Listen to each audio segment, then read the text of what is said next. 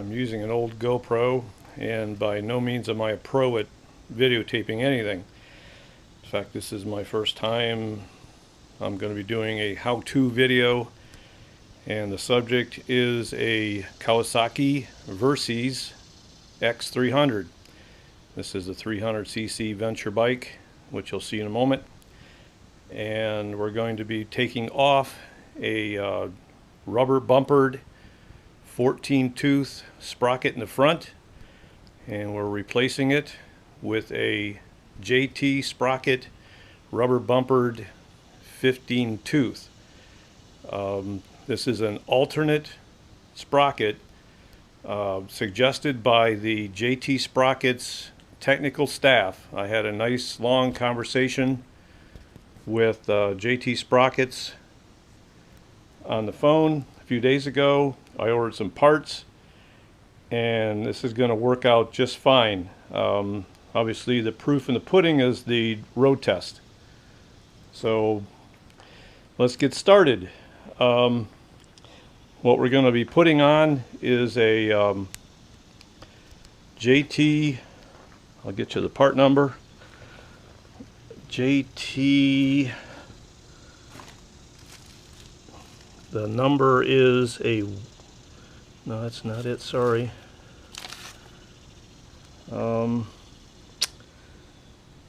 I've got a vendor part number here. Well, the part number's on the part itself. And to start from the beginning here, this is my subject. This is my Versys 300. And it's a low mileage bird, but I found out that almost immediately I wanted to put a 15-tooth on. So what we've done here is I've got it apart. I didn't want to bore you guys with 35 minutes of struggling, which actually turned into 5 minutes of a piece of cake. I'll show you how to do this. And you start with taking off a couple pieces of plastic on the side of the engine, on the chain side, and then you're loosening up these little bolts here. There's a lock nut, and I think one's a 14 and one is a 12. So you need a 14 and a 12, and then you want to hold on to this while you actually loosen up the back wheel. This is a 17 on the left side, and then here you take off the cotter pin and you back this big nut off. It was real easy. All I did is I just used this breaker bar, half-inch breaker bar with a 27mm socket on there, and I used this little piece of 2x4 here just to stick underneath here to stop the wheel from turning, and that's all it needed. I've got a center stand, so for you center stand people, this is going to be a piece of cake. So anyways, this is what it looks like. I've gone ahead and loosened the back wheel up, taken the plastic off, and I just preemptively took the chain off to just trial and error. But when you get to your bike, the chain will be on your sprocket, and this is a 27 as well. So you take the nut off, take the nut comes, I just loosened it preemptively. I used an air tool. It made it real easy. You can do it with a breaker bar. Then you're gonna have to find a way to lock your back wheel without using the transmission. You don't want it in first gear. So I've seen other videos where they've stuck breaker bars through the sprocket across each of the swing arms, trying to prevent the wheel from moving. I didn't have any luck with that. It seemed like I was touching spokes. No matter where in the rear sprocket I was trying to prevent it from turning. So anyways, off comes the nut. Set that aside. Now you've got this, what I call a fold over washer. This thing is going to be bent over one of the flat sides of the nut. So the nut's got these obviously six-sided. You just undo that, you just unfold it, and what I used that worked perfect is just this little tiny wrecking bar. It's got kind of a point on the front, and you just get that between the fold over washer and the nut, and you start backing that off. that worked out great. So here we have our 14 tooth cog or sprocket, and it's got, you know, of course, the rubber bushings on both sides, and that's your stock unit. And it is a little thicker. This thing has got like a little protrusion out the back side, so it's a little thicker than what we're putting on. So that's it. You take that off. So when you're done, when you're as far as you need to go, you have these three parts. First comes off the nut, then the fold over washer, then the 14 tooth sprocket. This is the jewel. This is a JT Sprocket 15 tooth, rubber bushing on both sides, and the part numbers on it, it's JTF 565-15RB. So you translate that into JT Sprocket. F is front, 565 is the application, and I don't really know what bike this actually would go to, but the technical staff person, his name's Richard, really nice guy. We had a great conversation. He's been trying to get JT to build what we need for these Versys for 2 years, and it's just fallen off the priority list. He's telling me that JT is so busy right now. This is July 2021, and they've been busy. They are busy. They have all resources trying to just keep up with the demand and the production needs. So there's no development at this time to create one that would be a drop-in, but we're gonna make this do.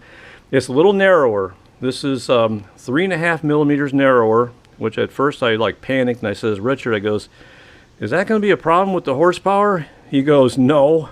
He says your horsepower on your bike here's, you know, like a little under 40, 39 or 40. He said these sprockets, this 565 series, he says this thing is going on to bikes up to 1,000 cc's. He says these are case hardened, and the critical thing here is to make sure that when we get this stack up on this spline, when we're done, that we're going to end up with this sprocket and I have a brand new fold over washer I'm going to use, that when I'm done, this stack up is going to look just like what we took off, the exact same depth. So this last fold over washer is going to be exactly in the same position on that spline.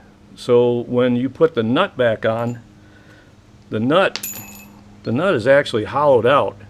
As you can see, I hope you can see, it's actually hollowed out. So you have what looks like a couple millimeters of give and take here before the nut would bottom out on the spline.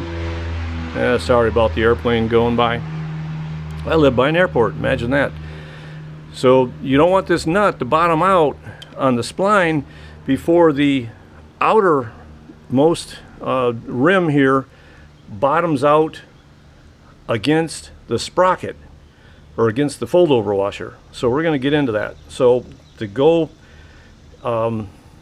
backwards now, first thing we're going to do is we're going to put on, these are Kawasaki parts. Kawasaki actually provides a wonderful solution, simple solution to make this all work. You need three part numbers. The part number for the JT Sprocket I already gave you.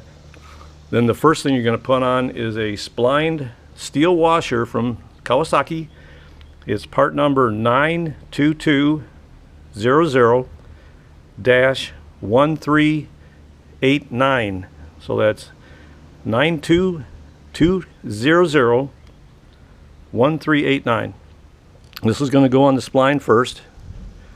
Let's get that on there.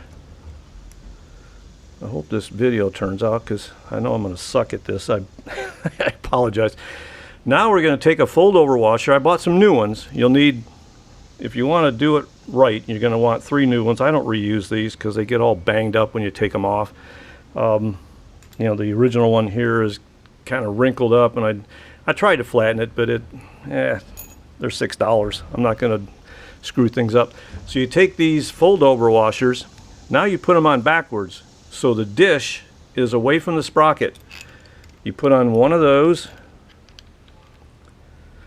And we're going to do it again. Here's another one, same part number. Oh, I'm sorry, this is a new part number for these, which is 92200-0851.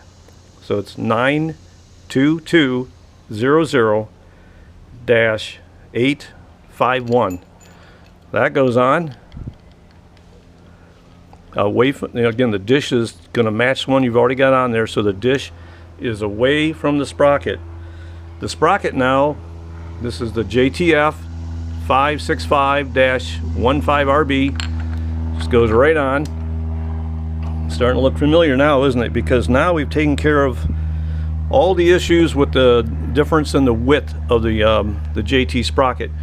We're going to go with a third fold over washer, just like what came off, in the same position here.